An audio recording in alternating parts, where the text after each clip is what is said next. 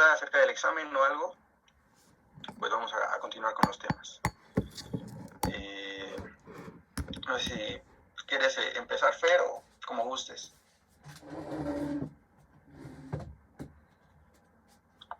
Sí, Doc, me comentan que ya terminaron todos.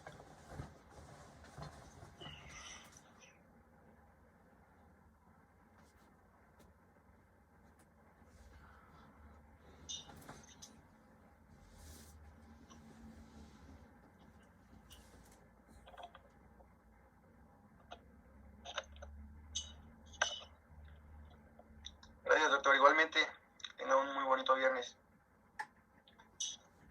Nos vemos el miércoles.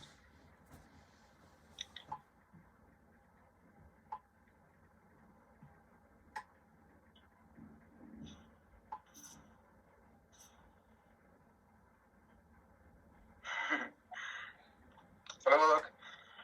Hasta luego, doctor. Adiós, doctor.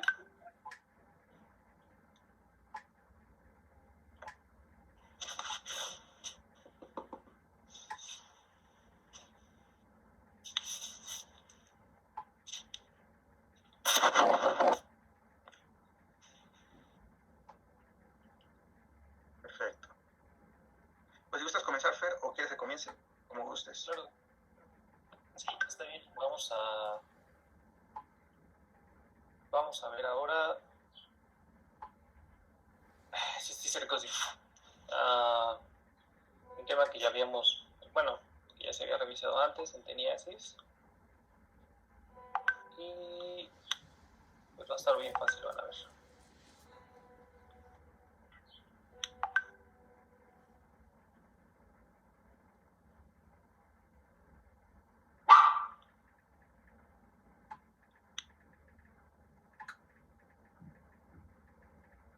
Entonces, en un segundo.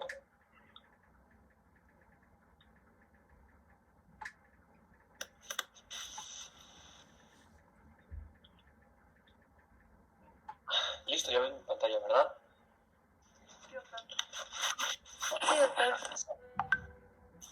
Ok. Bueno, vamos a ver cisticercosis. Como ya les decía, es un tema del que se comentó cuando veíamos teniasis. Y bueno, vamos a darle ya su importancia clínica. ¿Cómo es la cisticercosis?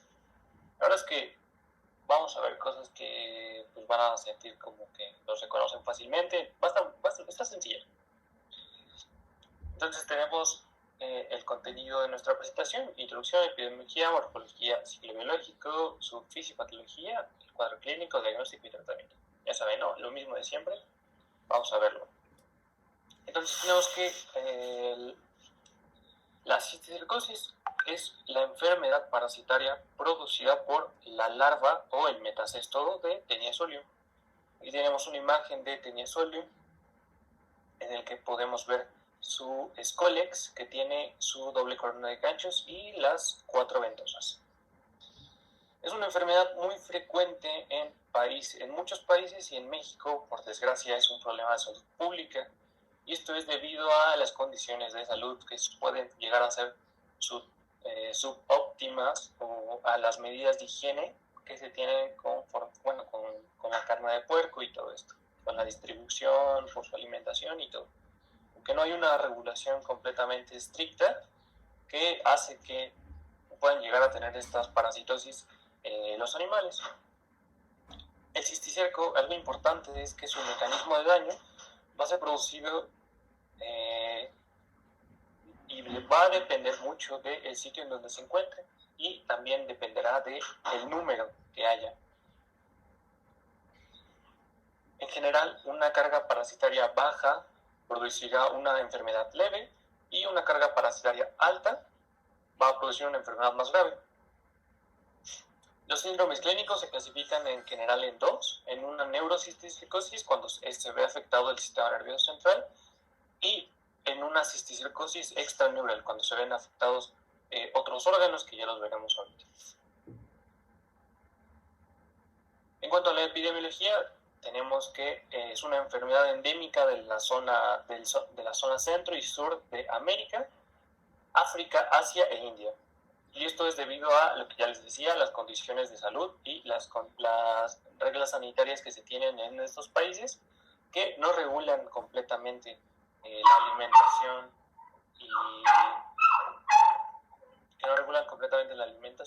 y pues toda la carne de puerquito, ¿no? En las zonas endémicas, la prevalencia es mayor en las zonas rurales, por ejemplo, en este tipo de zonas, porque las condiciones, pues, si en las zonas urbanas son a veces restringidas, bueno, aquí todavía puede que ni haya este tipo de reglas sanitarias. Entonces, en individuos con antecedentes de que no consumen ninguna clase de carne de puerco o de que no visitan zonas endémicas, pueden aún así desarrollar cisticercosis.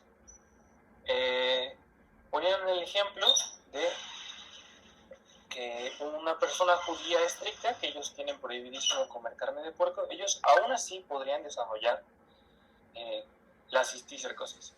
Y es donde se vienen los otros tipos de mecanismos de transmisión. Es una de las principales causas de convulsiones en los adultos. Esto es muy importante si llegan a conocer algún paciente adulto con episodios de crisis convulsivas. Un diagnóstico diferencial que tiene que estar siempre presente es la neurocisticercosis. Representan más del 50% de los casos de crisis convulsivas en los adultos. Eso es muy común. La infección causante de cisticercosis es secundaria a la ingestión de los huevos de Taenia solium. Por lo general también se pueden contagiar por el contacto estrecho con un portador de Taenia. Eso es algo importante que hay que recordar, que Taenia saginata, también podemos comer los huevos de Taenia saginata, pero no nos va a producir una enfermedad clínica. Nosotros como humanos no somos idóneos, no tenemos un ambiente idóneo para que se desarrolle la cisticercosis por Taenia saginata. Entonces, solo por Taenia solium. El contacto estrecho con un portador de teniasis. Entonces, recordamos que la teniasis sacamos huevos a través de las heces y vamos al baño, no sé, podemos ir al baño, no nos lavamos las manos, preparamos la comida o saludamos a alguien de mano, esa persona se come la comida o se lleva las manos a la boca, se muerde las uñas, cualquier cosa de estas, y así es como se da el contagio por contacto estrecho. También se puede producir una autoinfección, y esto es en los mismos pacientes que tienen teniasis, y pasa exactamente lo mismo. Vamos al baño, no nos lavamos las manos, y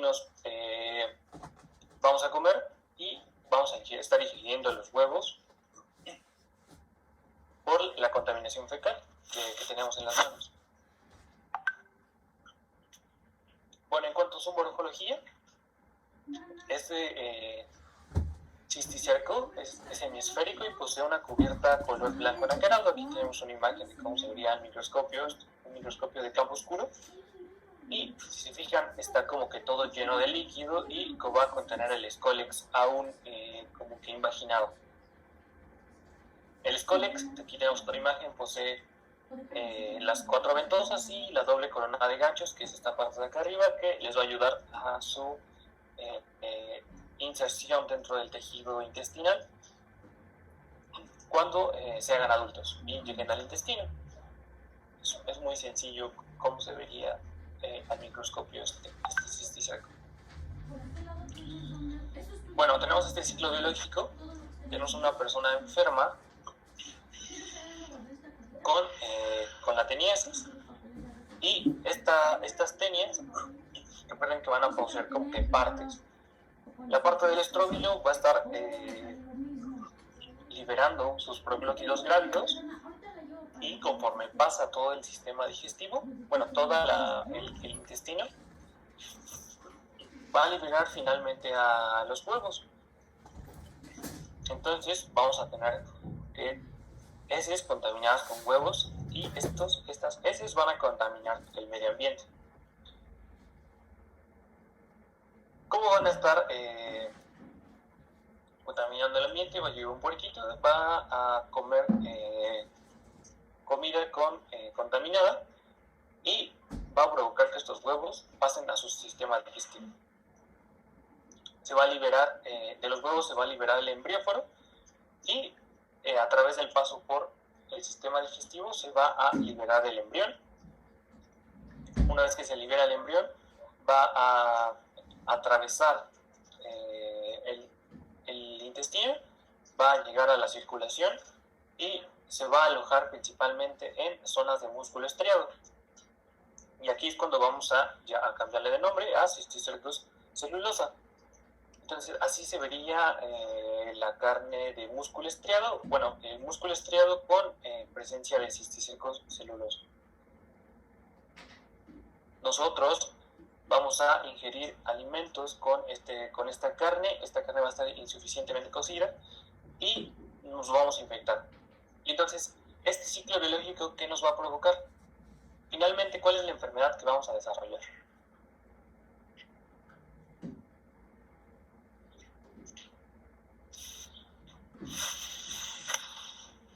Pues la cisticercosis.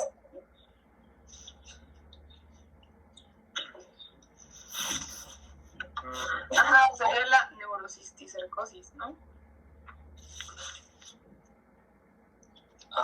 Bueno, ahorita vamos ¿No a ver. sería teniasis primero y ya que se rompen los huevos, cisticercosis o algo así?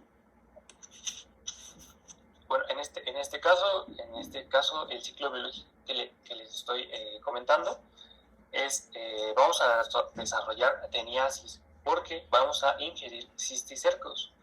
Ahorita les voy a comentar cuál es la variante que tiene que pasar para que nos infectemos de cisticercosis. Este es como el ciclo biológico de teniasis. Entonces, finalmente, esta personita que se está comiendo sus tacos bien delicioso va a desarrollar teniasis.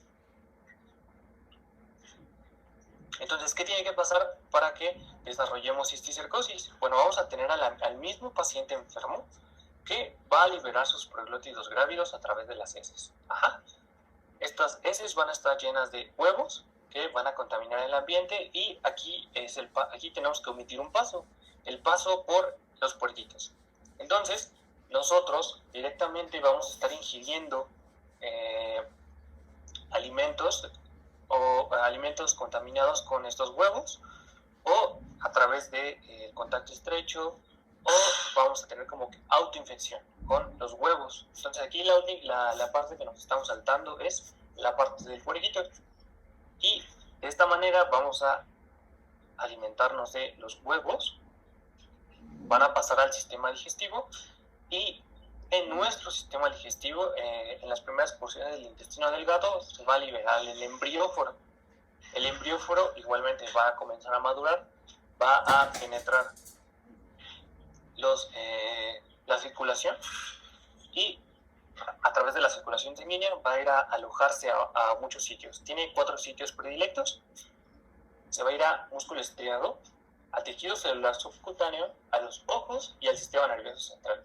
Entonces, de esta manera nos vamos a infectar de cisticercosis. ¿Sí les quedó clara la diferencia entre teniasis y cisticercosis?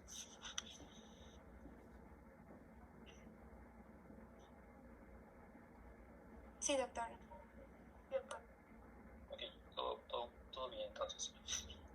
Bueno, entonces como tiene estos sitios predilectos por alojamiento, pues vamos a tener las manifestaciones clínicas conforme estos 4 sistemas.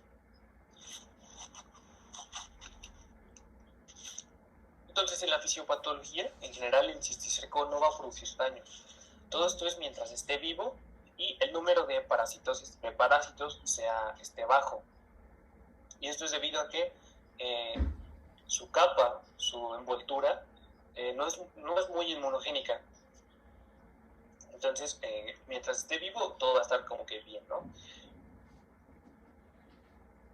Lo que va a pasar es que vamos a tener un reconocimiento por la respuesta inmune innata, pero no van a poder fagocitar al cisticerco y lo único que van a hacer las células es que lo van a encapsular para evitar la diseminación de la infección, y más o menos la viabilidad de estos cisticercos que permanezcan vivos van a ser aproximadamente de 5 años y después van a morir.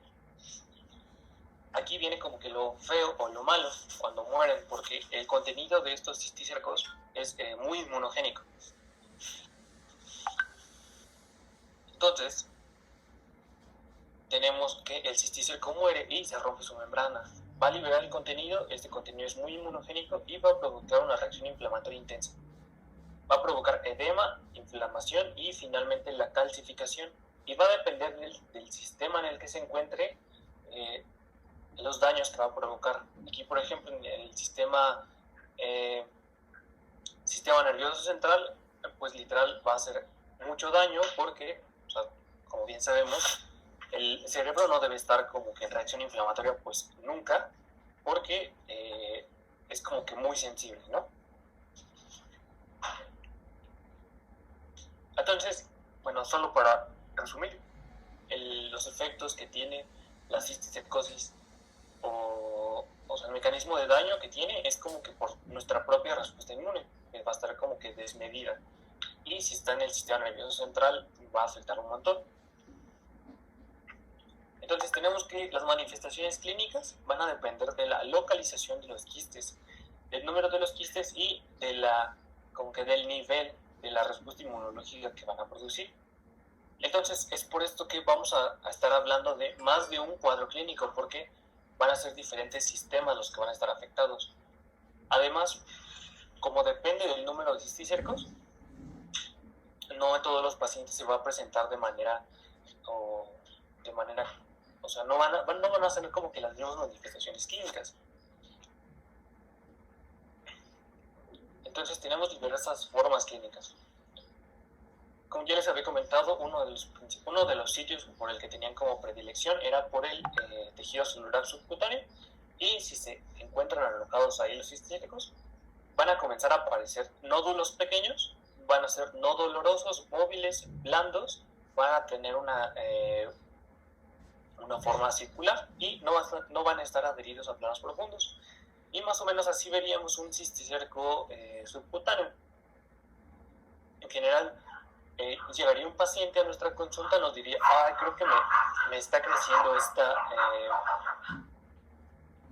esta bolita en el brazo, en la pierna o algo así, y la exploraríamos, veríamos estas características y, o sea, podría ser como que muchas cosas, no tendríamos como que la certeza de que sea en los cisticercos. Entonces es como que poco específico esta forma clínica.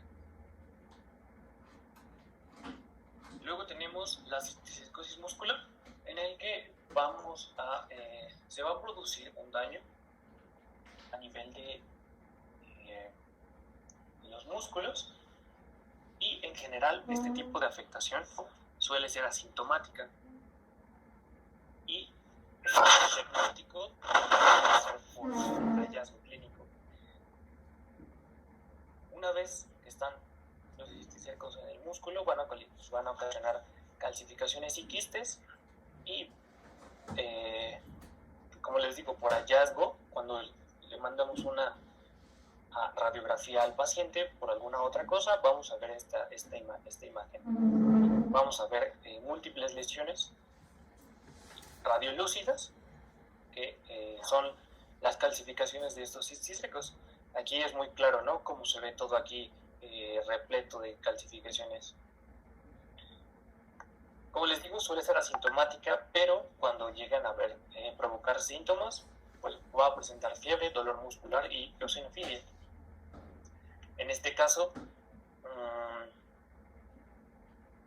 un paciente en la consulta nos llegaría por fiebre y dolor muscular, porque la eosinofilia no podríamos verla con el paciente, claro. O sea, solo con una biométrica, ¿no? Entonces, realmente no sería tampoco la cisticercosis como que lo primero en lo que pensaríamos. porque fiebre y dolor muscular lo producen también un montón de enfermedades, y cisticercosis no podría ser como que una de las primeras, ¿no? Tal vez se nos podría pasar porque antes, o sea, son como que las principales. Luego tenemos las formas oculares. Aquí la localización más frecuente es en la cámara posterior, y la respuesta inflamatoria que va a provocar va a dar como resultado la pérdida de la agudeza visual, dolor ocular y proptosis. Aquí tenemos una imagen de un ultrasonido en el que se observa perfectamente el circo intravítreo, y igualmente esto podríamos verlo a un fondo de ojo, y seguro sería un hallazgo muy, muy intenso poder verlo al fondo de ojo, como el capítulo, creo que pasa en Doctor House, ¿no? Un capítulo en el que ven unas larvas ahí nadando en el ojo. Y bueno, aquí más o menos pasaría lo mismo, pero veríamos un cisticerco, ¿no?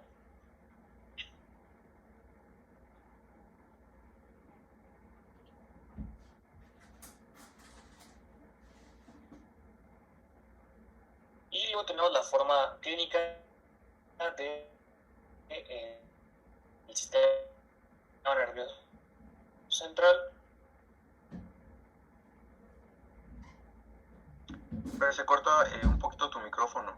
En el que las características clínicas van a depender de la localización, que va a ser intraparenquimatosos, van a ser subaracnoideos ventriculares. Oh cielos. ¿Me escuchas?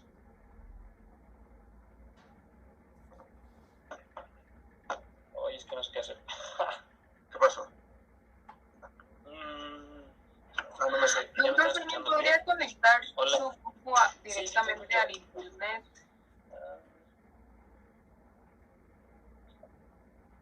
Sí.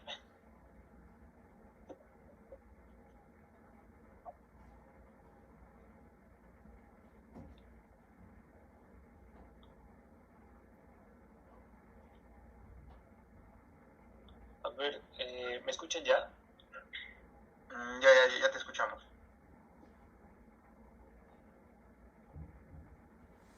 No sé, ¿dónde me quedé? En la siguiente diapositiva.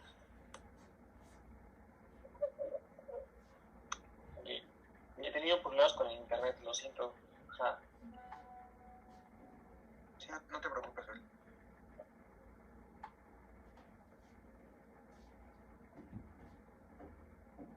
Ok, entonces les decía que dentro del sistema nervioso va a estar en múltiples localizaciones. Por ejemplo, en el parénquima, subaracnoideos, ventriculares y espinales. Y el curso clínico, la historia natural de la enfermedad suele ser progresiva y lenta. Porque primeramente no van a provocar nada, y posteriormente, conforme la respuesta inmune comienza a actuar, van a ocasionar todos los síntomas clínicos. Por eso es como que muy lenta, puede ser un poco insidiosa y progresiva. También puede que haya respuestas agudas, por ejemplo, pueden producir eventos vasculares por el daño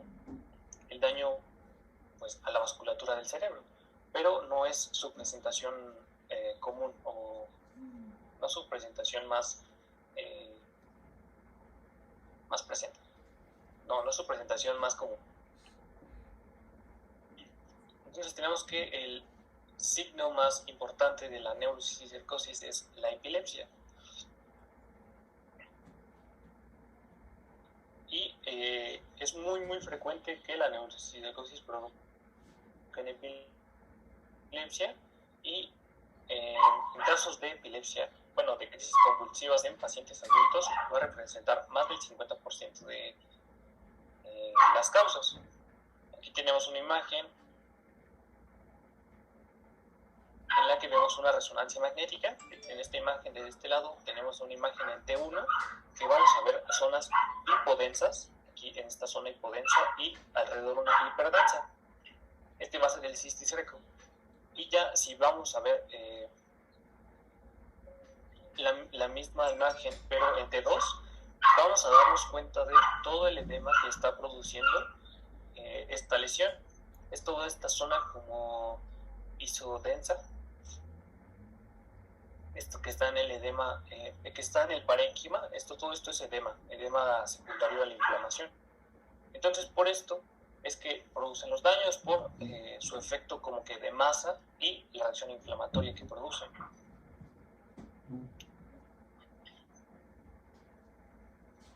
Entonces, un cuadro de neurocisticercosis nos va a dar característicamente un aumento de la presión intracraneal y va a estar dado por dos mecanismos distintos, que es la hidrocefalia obstructiva y el efecto de masa.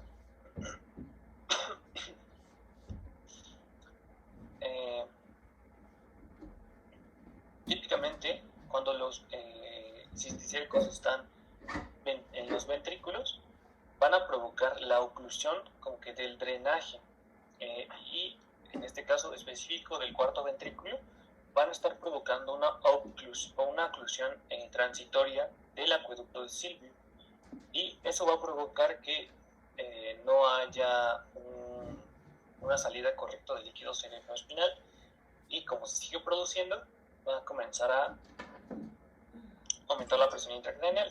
Los síntomas que va a presentar serán cefalea, alteraciones en el nivel de conciencia y papiledema. Algo importante de este síndrome de Bruns es que estos síntomas van a estar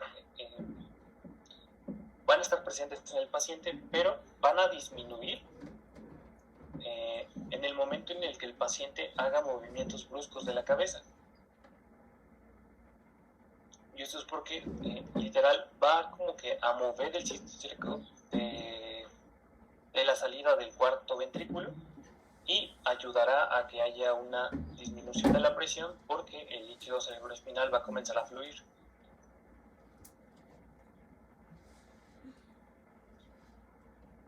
Tenemos que la invasión al parénquima por el cisticerco va a condicionar una respuesta inflamatoria intensa. Ya lo veíamos en la resonancia magnética, cómo es que se ve los efectos de toda la respuesta inflamatoria, todo el edema que pueden llegar a producir. Y en las personas, principalmente en niños y en adultos mayores, van a llegar a provocar cuadros de encefalitis. Estos cuadros de encefalitis van a estar caracterizados por convulsiones, por alteraciones visuales, alteraciones en el nivel de la conciencia, vómito y papiledema.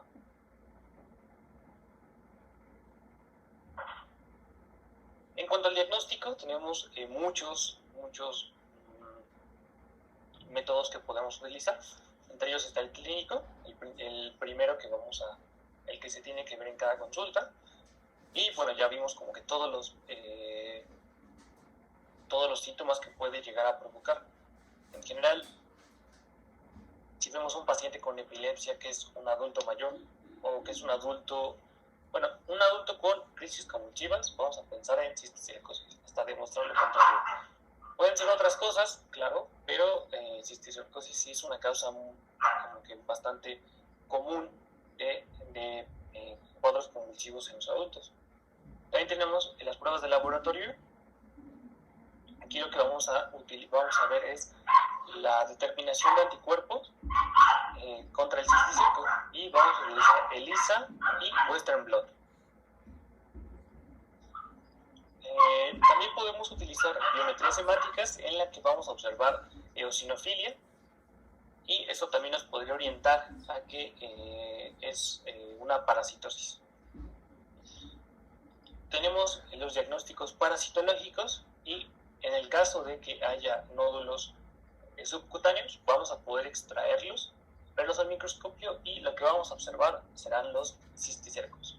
Entonces, otro método de diagnóstico, y el más importante en esta enfermedad son el método de imagen. A través de una radiografía simple, de una tomografía o de una resonancia magnética, vamos a poder observar las calcificaciones que los cisticercos van a producir. Aquí en esta imagen pues se notan todas estas imágenes tipo tensas. Todos estos circulitos son ¿Por qué? los cisticercos que están en esta zona del parénquima cerebral. Como ven, son bastantes. Aquí tenemos otra imagen, en la que ya Oye. tenemos como un cerebro post-mortem, A ver, ven. y vemos todos los orificios, todos los huecos que llegaron a producir los cisticercos. Sí, ahorita me lo llevo. O sea, realmente la pérdida de la masa encefálica es muy, muy grande. Y imagínense toda la respuesta inflamatoria que van a producir o sea, cada uno va a producir una respuesta inflamatoria, y entonces a nivel de cerebro esto va a ser como que muy mortal. En esta imagen también se ve, es muy claro cómo es que se ven afectados las zonas cerebrales. O sea, realmente no hay mucho que explicarles en este tipo de imágenes porque son típicas de la neurocisticercosis. Aquí sí es como me decían, diagnóstico de trailero. Es como cuando algo es súper, súper evidente, es que cualquiera sabría qué es. Entonces, si vieron una imagen de esta, es neurocisticercosis. ¿Hasta acá tienen alguna duda?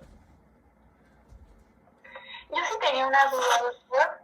Solo es, ¿qué es el efecto de masa? Claro.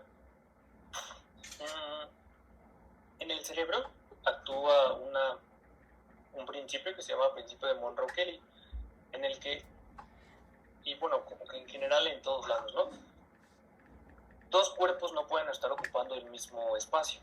Entonces, imagínate que el cerebro está como que muy bien adaptado al tamaño del cráneo, de la bóveda craneal. Entonces, la masa cerebral, el líquido cerebroespinal, las meninges y todo esto están como que en armonía. Pero entonces tú llegas y agregas algo extra. En este caso van a ser los cisticercos. Estos cisticercos van a ser literal como una canica que va a estar dentro del parénquima cerebral, y todo lo demás va a expandirse. Entonces imagínate que tuviéramos 20 canicas. Todo ese espacio que están ocupando las 20 canicas no lo va a estar ocupando el cerebro. ¿Sí me entiendes, no? Porque no, o sea, van a estar como desplazándolo. Y la bóveda craneal, como no es flexible, como no es distendible, va a provocar un aumento de la presión de todo el cerebro, porque ya no van a tener como que el mismo espacio. ¿Sí me di a entender? Sí, doctor, gracias. ¿No tienen alguna otra duda?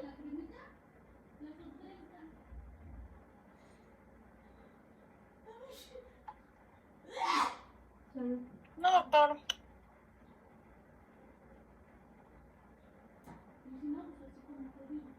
Ok, bueno, vamos finalmente al tratamiento. El tratamiento es un antiparasitario, en este caso el praziquantel, y también podemos utilizar este antimicótico que es el albendazol. Sí, recordando solo brebaje cultural que el albendazol ayuda a que no se sintetice la tubulina y evita la captura de glucosa, y el praziquantel va a activar los canales de calcio y va a provocar una parálisis tónica a los parásitos, ¿no?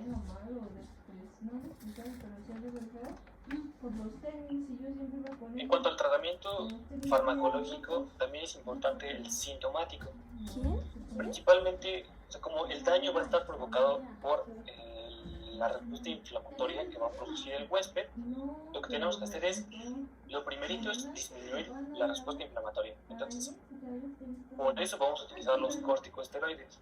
Los corticosteroides es un pilar fundamental para el tratamiento de esta enfermedad, y no tanto como para destruir los cisticercos, sino para evitar los daños de la respuesta inmune que van a provocar. También podemos utilizar antiepilépticos y también analgésicos. Esto en el caso de que la cefalea sea como muy, muy, muy intensa. Y por último tenemos el tratamiento quirúrgico. La indicación es que los cisticercos estén localizados en zonas intraventriculares. Y esto es porque es donde como que más podrían producir el daño, porque directamente estarían tapando la vía de salida del líquido cerebroespinal, y como se sigue produciendo, todo el líquido cerebroespinal va a producir que haya un aumento de la presión intracraniana. En el caso de los cisticercos que se encuentran intraparenquimatosos, realmente el tratamiento quirúrgico no se utiliza porque por todos los efectos que conlleva, ¿no? O sea, meterse quirúrgicamente al cerebro a extraer cada cisticerco es muy riesgoso, realmente no vale la pena este tipo de intervención. Y eso sería todo. ¿Tienen alguna duda? Sí, doctor, yo tengo una pregunta sobre el pronóstico de las personas con cisticercos, bueno, con varios cisticercos y en el parénquima, o sea que se les da el tratamiento, pero pues sí, ¿qué pronóstico tiene su condición? En general va a depender de la localización y del número de cisticercos que puedan llegar a tener. Pero con un buen tratamiento como que antiinflamatorio sistémico, que es los corticosteroides, van a ayudar a deprimir todo el sistema inmune. Realmente el pronóstico es bueno. Las secuelas pueden ser bastante buenas, o sea, puede no tener secuelas. Entonces, con un buen tratamiento como a tiempo de corticosteroides, en general les va bien. Gracias.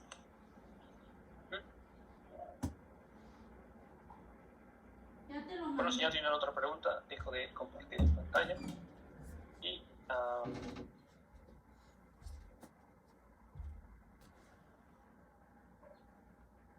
no sé. Gracias, Doc. Gracias, Fer. ¿Alguna otra duda, doctores, sobre cisticercosis?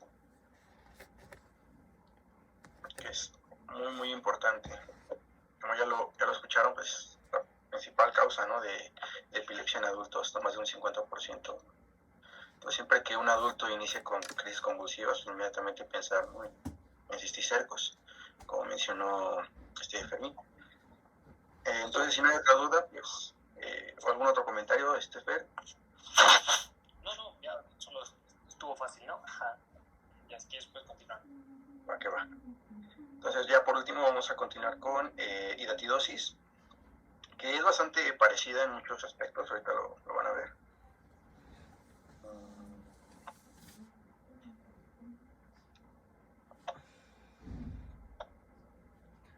Me avisa si ya se ve mi pantalla, por favor. Ya, doctor. Muchas gracias. Vamos a comenzar, si les parece.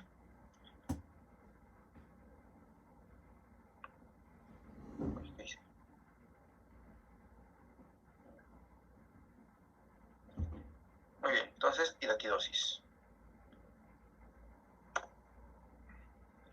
También denominada equinococosis por el agente etiológico, esta va a ser una zoonosis en la cual nosotros y algunos animales de ganado, como bovinos, ovinos y porcinos, suelen infectarse de forma accidental siendo huéspedes intermediarios.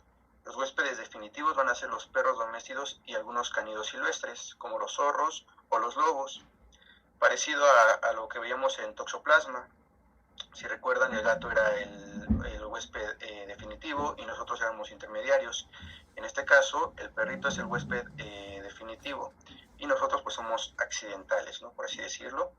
Es una parasitosis de evolución crónica. En el ser humano no se ha registrado como tal una infección aguda, entonces en un inicio pasa de forma asintomática y pasan muchos años hasta que el quiste crece, ahorita vamos a ver, y se vuelve crónica. Y se vuelve, digamos que manifiesta ya como tal síntomas, pero después de meses o muchos años. Y el principal agente etiológico es Echinococcus granulosus, ¿ok? La forma adulta de Echinococcus granulosus la vamos a encontrar en el perrito, en el intestino del perro. Mientras que nosotros, al igual que en cisticercosis, nos va a afectar la forma larvaria, ¿ok? En los libros y en las publicaciones ustedes van a ver que existen otras especies de Echinococcus. De entre ellas van a poner como segundo lugar a Echinococcus multilocularis. Sin embargo, multilocularis, aunque sí es prevalente en muchos países, es principalmente de las zonas del norte, como Canadá, algunas zonas árticas en Europa y en Asia. Entonces, aquí en México no se presenta, porque cuando lean este tema seguramente van a encontrar a multilocularis. Deben tener presente que el principal agente etiológico que afecta en todo el mundo y aquí en México es granulosus. En cuanto a la epidemiología, se presenta en climas templados y poblaciones donde la ganadería constituye una de sus principales actividades. Por eso la imagen, ¿no? Que hay un factor de riesgo en los perritos que se dedican al pastoreo, ¿no? Y como se ve en el mapa, pues se presenta en todos los continentes, los 5 continentes, con una prevalencia importante en Europa. En México se puede decir que la incidencia es baja, aunque no hay estudios grandes al respecto, pero pues los pocos casos que se han tenido son generalmente en Nuevo León, el Estado de México, Hidalgo, Puebla y Zacatecas. Y se han hecho algunos estudios para poder llegar a una determinada prevalencia a través de casos seropositivos en estados de Querétaro, Jalisco y Guanajuato. Sin embargo, generalmente los casos son de personas que van a vacacionar, por ejemplo, a España y regresan con infección, o bien personas extranjeras, ya que los casos autóctonos son escasos. En cuanto a la morfología, esta que observamos es la forma adulta, mide de 3 a 6 milímetros y tiene la estructura clásica de un céstodo, ¿no? Como Tenia. Tiene un escólex con sus ventosas y sus corona de ganchos y sus proglótides, ¿no? En este caso tiene poquitas, tiene 3, una proglótide inmadura, una madura y una grávida. Y aquí observamos las ramas uterinas. Esto es más pues por cultura general, ya que la forma adulta pues no nos va a parasitar. Únicamente la vamos a encontrar en el intestino del huésped definitivo, que sería los perros. Esta es la forma que nos interesa, la forma larvaria, también llamada quiste hidatídico. Al igual que en cisticercosis, se va a encontrar o va a migrar hacia los tejidos y es ahí donde nos va a ocasionar daño. Esta forma larvaria es esférica. El tamaño es variable, ya que al inicio pues sí es microscópico. Sin embargo, conforme pasan los años va creciendo y llega a ser de 15, 20, 30 centímetros o mucho más, ¿no? Dependiendo de la evolución. Es característico sus 3 paredes o 3 capas. La primera, que es la que estamos señalando, es la capa fibrosa o adventicia. Estrictamente no es una capa del parásito, porque está formada por el tejido inflamatorio resultante de la respuesta del huésped. O sea que es parte del huésped esta capa que se forma alrededor del parásito. Pero aún así, pues en los libros, en todos lados, la van a conocer como la capa más externa, adventicia o fibrosa. Luego tenemos la capa intermedia, también denominada laminar o ectoquiste, ¿no? Que como se señala aquí, pues ya forma parte de forma estricta de la pared del quiste. Y una tercera capa interna denominada granulosa o germinativa, que es la que se señala aquí. De esta última capa germinativa van a nacer las denominadas vesículas prolígeras o proliferativas, o sea, que son como una extensión de esta capa germinativa, ¿no? Por algo el nombre, ¿no? Porque ayuda a que germinen, ¿no? Estas vesículas, que van creciendo hasta tener un tamaño considerable, y dentro de estas vesículas se forman los denominados escólices o también protoescoles, los van a encontrar, protoescoles o escólices, que son estas bolitas de aquí. ¿Qué van a hacer? Básicamente estas crecen y se reproducen de manera asexual, y cuando llegan al huésped definitivo son las que nos van a generar la forma adulta. Digamos que estos denominados escólices son los que crecen y forman la fase adulta del parásito, pero esto únicamente en el huésped definitivo. En nuestro caso, como únicamente se van a encontrar en los tejidos, pues no les queda otra más que reproducirse mucho de forma sexual y hacer que el quiste crezca y crezca y crezca de manera indefinida hasta que se rompa, ¿no? Y eso ya lo veremos. Estos escólices son de aproximadamente 200 micras y pues presentan doble corona de ganchos y 4 ventosas, similar a la forma adulta. Y otra estructura que nos interesa es la denominada vesícula hija o quiste hijo. Esta es una vesícula prolífera, se encuentra unida a la carpa germinativa, ¿ok? El quiste hijo o vesícula hija se va a encontrar libre dentro del quiste. Cabe recalcar que el quiste está lleno de líquido hidatídico, ¿ok? O hidático. Entonces, este quiste hijo es como un quiste bebé, porque al igual que este quiste grandote, o también llamado quiste madre, este quiste pues va a tener una pared chiquita, va a tener también sus vesículas germinales o prolíferas pequeñas y también va a tener el desarrollo de escólices dentro. Son importantes, ¿por qué? Porque si el quiste se llega a romper, estos quistes hijos salen y pueden invadir tejidos adyacentes o tejidos a distancia, generando quistes en otros órganos. ¿Okay?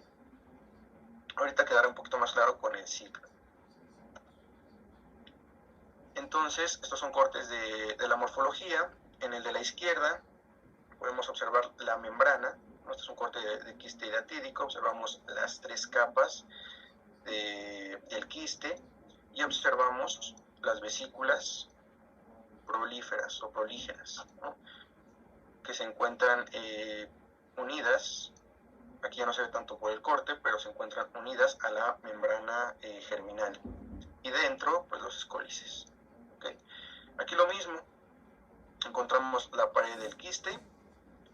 Esto que estoy señalando aquí es parte del tejido del órgano invadido con un infiltrado inflamatorio importante. Ya a partir de aquí, esto ya es la capa adventicia. Esto es la capa laminar, y esta es la capa germinal, ¿okay? Y aquí se ven de igual forma muchas vesículas y quistes hijos. Ahora sí, vamos a ver el ciclo. Partimos del hecho de que tenemos 2 tipos de huéspedes, uno definitivo y uno intermediario. En este caso representado por una oveja, puede ser una vaca, puede ser un puerco. El paso 5, 6 y 1 van a ocurrir dentro del perrito. El paso 2, 3 y 4 van a ocurrir dentro de la oveja o de cualquier otro huésped intermediario. Entonces, empecemos por aquí. El perrito está infectado por las formas adultas de equinococos. Entonces, a través de las heces va a liberar el huevo embrionado, que es este. Este huevo embrionado va a contaminar agua y alimentos, y este huésped intermediario lo va a consumir. Y una vez dentro de él se libera la oncosfera, ¿no? Que es básicamente la eclosión del huevo embrionado por el paso a través de los jugos gástricos. Una vez que llega a intestino delgado, se forma la oncosfera. Esta, no sé si se alcanza a ver aquí, tiene unos ganchitos. Estos ganchitos van a penetrar la pared abdominal, la pared intestinal, perdón. Y una vez que entran a circulación, realizan un ciclo parecido a los helmintos, ¿no?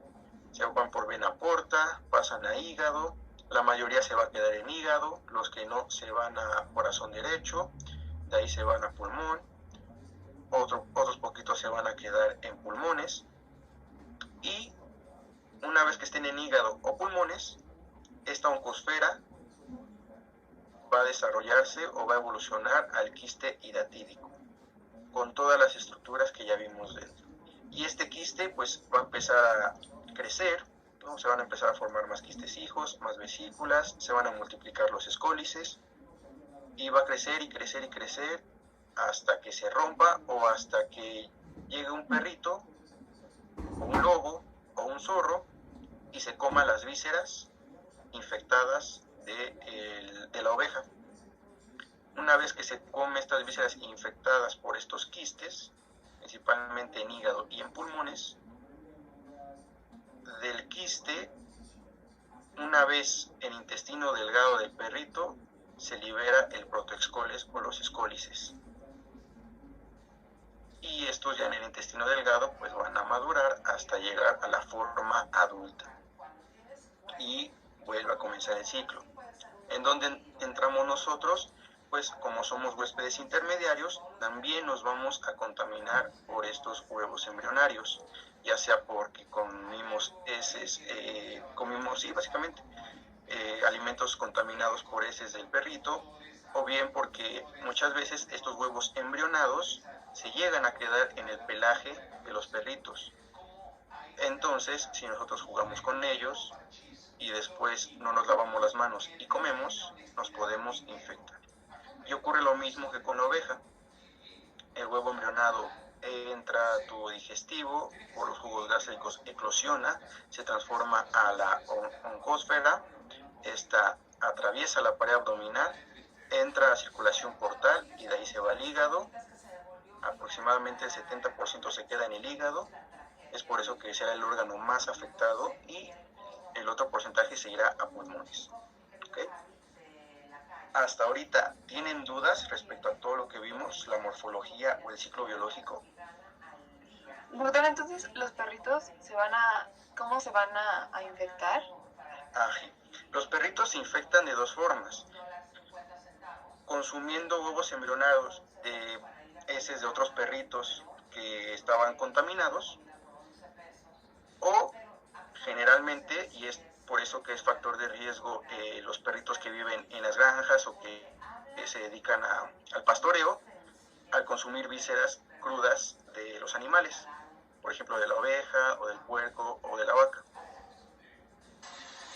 Y así, si consumen estas vísceras están infectadas por los quistes y entonces pues ya, se infectan. Y doctor,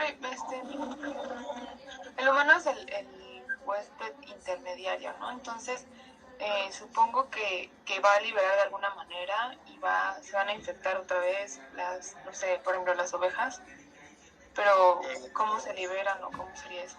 Mira, ya no se liberan, porque cuando es huésped intermediario, digamos que la única forma en la cual tú puedes infectar a alguien más es que te coman, porque en nosotros no vamos a desarrollar la forma adulta. Nosotros, al consumir los huevos, ocurre como vimos ahorita en cisticercosis: consume los huevos y no desarrollas la tenia como tal, ¿no? Desarrollas la forma larvaria. Aquí pasa lo mismo: consume los huevos y desarrollas el quiste hidatídico, y el quiste hidatídico se va a ir a los tejidos y ahí se va a quedar y va a empezar a crecer y a crecer y a crecer, hasta que un día es tan grande que ya te genera síntomas y se puede reventar, y eso puede ser muy peligroso. Digamos que en los huéspedes intermediarios, el quiste espera en los tejidos hasta que llegue un perrito, o tal vez en nuestro caso un lobo, ¿no? Y nos coma. Se coma nuestro hígado y se coma. O no sé, me imagino que tal vez por canibalismo también. No, porque si fuera por canibalismo, haz de cuenta, yo me como el hígado de una persona que tiene el quiste, ¿no? Entonces, como yo no soy un perrito, no voy a, el protoescólex que es liberado no va a tener, digamos, que el ambiente necesario o idóneo que le puede dar el huésped definitivo para desarrollar la forma adulta. Es parecido con... Sí, ya, perdón, doctor, pero sí ya me quedó bien claro todo. Perfecto, sí, el chiste es que les quede bien claro, ¿no? Es como en cotoxoplasma, que aunque nosotros nos comamos la carne cruda, ¿no? Pues no vamos a desarrollar la forma adulta en el intestino, porque pues por 1000 razones nuestro organismo, nuestras células epiteliales del intestino no son las idóneas para que se desarrolle el parásito de forma sexual, ¿no? Aquí pasa lo mismo. Digamos que nuestro intestino no es el idóneo, nuestras células no son las idóneas para que este protoexcolex pues genera una forma adulta. Sí, espero quedará bien claro. Si no lo repetimos, no hay problema. Sí, bueno, a mí sí me quedó muy claro, gracias. ¿Sí? ¿Alguien más que tenga alguna duda respecto al ciclo o la morfología, que puede ser pues un tanto complicada?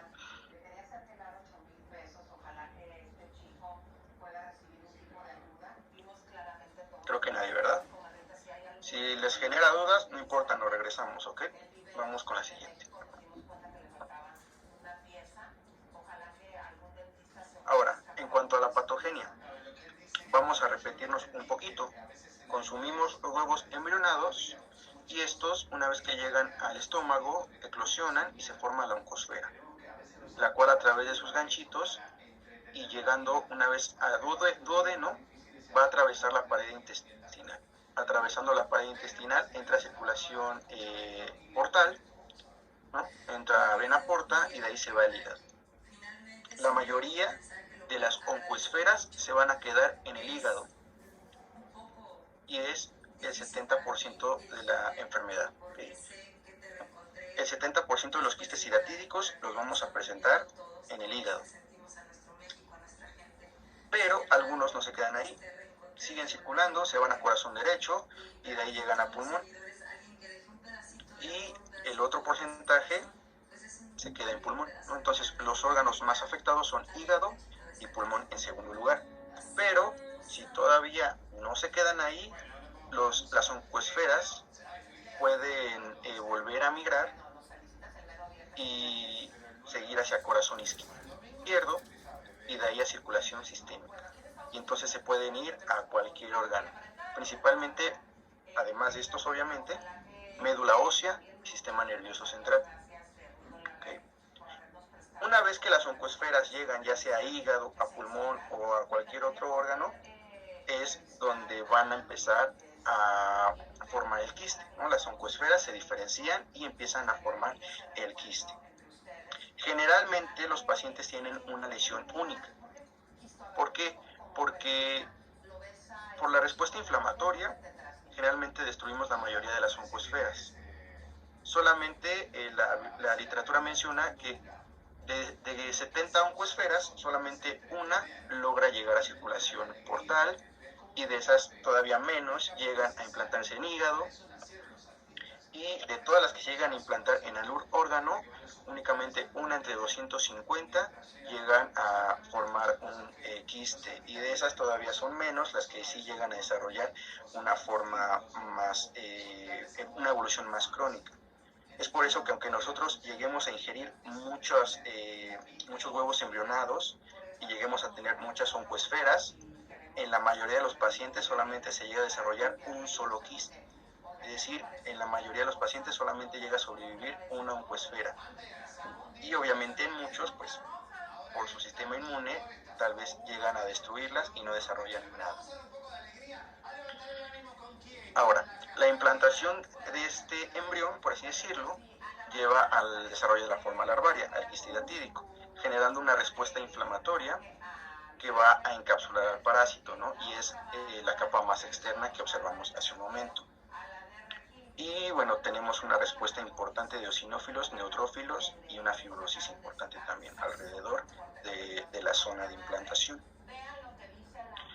Y ahora bien, la respuesta inflamatoria no va a ser el principal mecanismo patógeno. El principal mecanismo va a ser mecánico, algo parecido a cisticercosis en el cerebro, ¿no? ¿Por qué mecánico? Porque va a ser una masa que va a estar creciendo. Se estima que crece entre 1 y 5 centímetros al año. Entonces, al inicio pues, es microscópico, pero conforme van pasando los años, va creciendo de 1 a 5 centímetros. Entonces, imagínense en un paciente con una evolución de 20 años, pues puede estar hasta de 50 centímetros o más.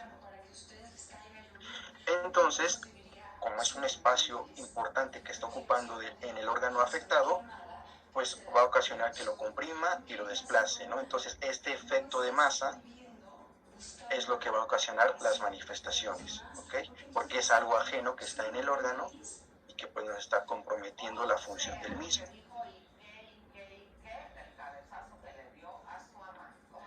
Por lo tanto, entrando a manifestaciones clínicas, como mencionaba al inicio, hasta el momento no se ha documentado como tal una infección aguda en el ser humano. son crónicas todas, ya que al inicio pues la infección es silente, no nos damos cuenta de que la oncosfera nos está invadiendo y de que está formando quistes, ¿no? Y ya conforme va creciendo es cuando nos damos cuenta porque pues, por este efecto de masa nos ocasionan síntomas. ¿Cuáles síntomas? Pues va a depender del órgano afectado, ¿no? Y como mencionaba, generalmente se produce un quiste único en la mayoría de las personas. Sin embargo, sí hay casos donde se producen quistes múltiples, afectando a diversos órganos. Y esto también tiene que ver, como en casi todas las parasitosis, con el sistema inmune de la persona. Y bueno, el principal órgano afectado es el hígado. ¿En dónde? Pues principalmente en el lóbulo derecho.